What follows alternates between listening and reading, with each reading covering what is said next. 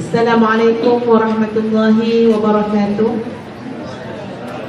Bismillahirrahmanirrahim. Alhamdulillahi rabbil alamin, wassalatu wassalamu ala rasulillahil amin wa ala alihi wa sahbihi ajma'in. Subhanaka la ilma lana illa ma 'allamtana innaka antal alimul hakim. Rabbi shrah li sadri wa yassir li amri wahlul 'uqdatam min lisani yafqahu qawli. Rabbi yassir wa la tu'assir ya karim. Terima kasih kepada Ustaz Suhaimi, kepada Tuan Nazir Surau Rahimah dan seluruh ahli jawatan kuasa,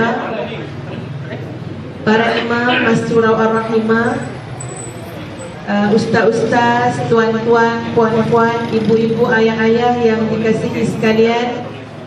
Alhamdulillah, bersyukur pada malam ini kita berada dalam Surau Rahimah yang pandangan pertama Ustazah bila sampai ke sini, Ustazah rasa surau ini sangat special. Ya, di tengah-tengah bandaraya ada satu surau yang sangat indah, ya, Surau Rahimah nama dia. Dan tadi pengerusi telah kemukakan soalan yang sangat panjang, tetapi telah diperingatkan supaya jawapannya pendek sahaja. Ya, berkait dengan kepimpinan Rasulullah sallallahu alaihi wasallam. Dan Ustazah insya-Allah pada malam ini membawakan skop kepimpinan Nabi sallallahu alaihi wasallam itu dalam sebuah rumah tangga. Sebab tuan-tuan dan puan-puan sekalian, pembentukan masyarakat ini, pembentukan negara, pembentukan ummah tidak boleh tidak mesti bermula dari sesebuah rumah tangga. Ya, sebab itu rumah tangga umat Islam hari ini, rumah tangga pendakwah-pendakwah, rumah tangga pejuang-pejuang Islam harap tidak menjadi fitnah kepada Islam yang dibawa.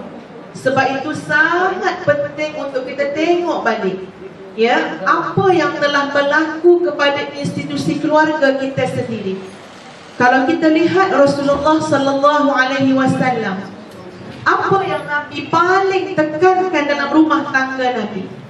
Yang pertama sekali tuan-tuan dan puan-puan sekalian ialah penanaman akidah tauhid, keimanan, kepercayaan, keyakinan, melaksanakan segala perkara kerana Allah Subhanahu wa taala.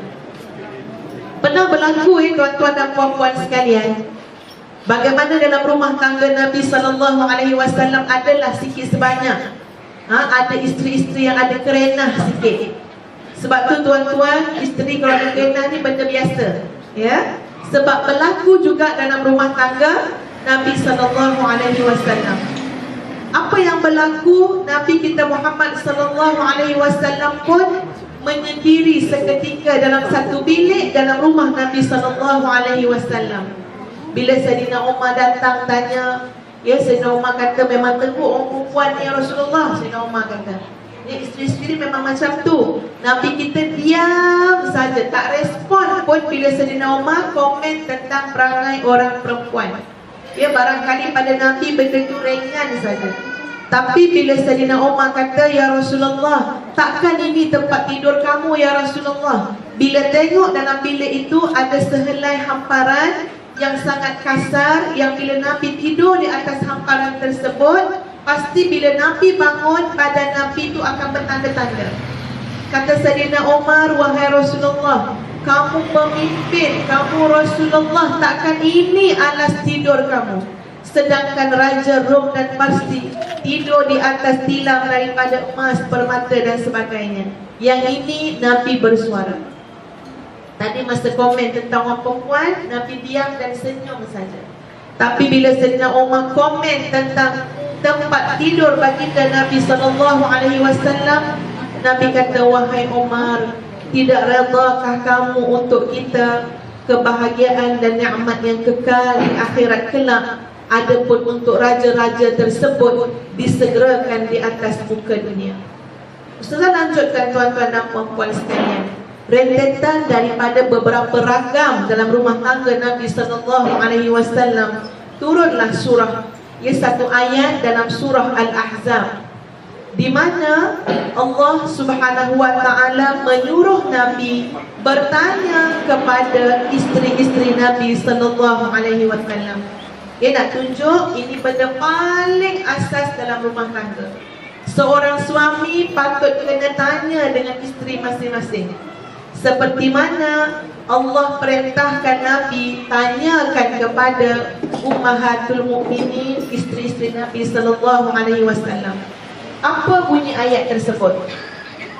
Allah berfirman, ya ayyuhan nabi, wahai nabi, qul li azwajik, katakan pada isteri-isteri kamu, in kuntunna turidnal hayatad dunya wa zinataha, wahai isteri-isteriku, kalau kamu nakkan dalam hidup ini kemewahan dunia dan segala ragam perhiasannya, fata'alaini umatti'kunna, mari sini wahai istriku, aku bagi kamu mut'ah, pemberian, maka wa usarrihkunna sarahan jamila, maka dengan sebab kamu terima pemberian tersebut, kamu pilih dunia dan segala perhiasannya, maka kamu tidak layak lagi untuk bergelar isteri kepada Nabi Muhammad sallallahu alaihi wasallam. Itu pilihannya. Apa pula pilihan yang kedua, tuan-tuan dan puan-puan sekalian? In kuntunna turidnallaha wa rasulah wa daral akhirah. Tapi isteriku, kalau kamu hendakkan keredaan Allah, kalau kamu nakkan kesenangan Rasulullah sallallahu alaihi wasallam, kalau kamu nakkan kebahagiaan yang abadi dekat hari akhirat, fa innallaha a'adda lil muhsinati minkunna ajran 'azima. Allah sediakan untuk kamu pahala yang berlipat-lipat kali ganda. Ini yang Nabi tanyakan pada isteri-isteri Nabi. Yang kalau kita lihat dalam pendidikan kekeluargaan, seorang suami patut tekankan perkara ini dalam rumah tangga mereka. Nak bawa ke mana rumah tangga ni, tuan-tuan dan puan-puan sekalian? Ya, kalau nak mencari dunia semata-mata dengan perhiasannya, itu bukan sesuatu yang diajar oleh Nabi sallallahu alaihi wasallam. Kena tanam dalam diri isteri, dalam diri suami, apatah lagi dalam diri anak-anak, yang menjadi pilihan kita, yang menjadi keutamaan kita adalah Allah, Rasul dan hari akhirat. Tuan-tuan dan puan-puan sekalian, ya, di sana ada sahabat-sahabat kita. Kalau kita tengok dalam kitab yang ditulis oleh Syahid Hasan Al-Banna, ya, gerakan Ikhwan Muslimin, banyak memberi gambaran tentang kehidupan para pendakwah. Kehidupan para pendakwah ni, Masya Allah, ya, kadang-kadang masa di luar rumah lebih banyak daripada di dalam rumah dengan keluarga.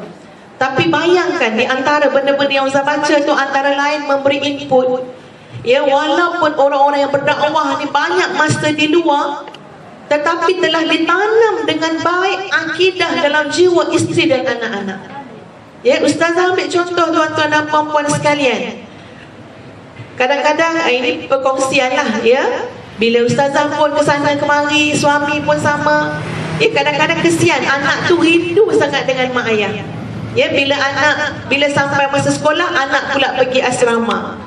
Dan selalu kami anak beranak ni kata rindunya, seronoknya dapat pergi melancong, seronoknya dapat pergi Port Dickson ke mana-mana. Tapi kadang-kadang kekangan masa dan tanggungjawab kepada masyarakat.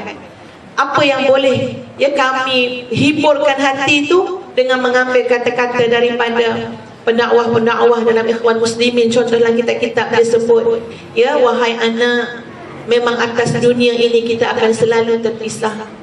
Sebab masing-masing ada tanggungjawab. Anak kita nak menuntut ilmu, mak ayah ada tanggungjawab dalam masyarakat dan sebagainya. Wahai anak, memang atas dunia kita akan selalu terpisah. Tapi ingat, kehidupan yang sebenar yang ditanam oleh Nabi ialah kehidupan akhirat. Allahumma la aisha illa aishal akhirah. Hidup dunia ni sebenarnya tak ada apa, yang ada adalah hari akhirat. Jadi kita tanam, wahai anak, pastikan di akhirat kita tidak berpisah. Untuk pastikan kita tak berpisah, sama mak, anak, suami, isteri, saudara mara, adik-beradik, cara dia tak lain dan tidak bukan memberikan sepenuh ketaatan kepada Allah Subhanahu wa ta'ala. Kalau dunia pun terpisah adik-beradik, terpisah anak beranak pun sakit dan menderita, apatah lagi kalau berpisahnya di akhirat, alam yang kekal untuk kita semua nanti, tuan-tuan dan puan-puan sekalian. Tuan-tuan dan puan-puan yang Ustazah kasihi, sama ada kita sedar ataupun tak sedar, sebuah rumah tangga yang kita idamkan itu, kita selalu sebut dalam doa kita yang Allah rakamkan dalam surah Al-Furqan. Doa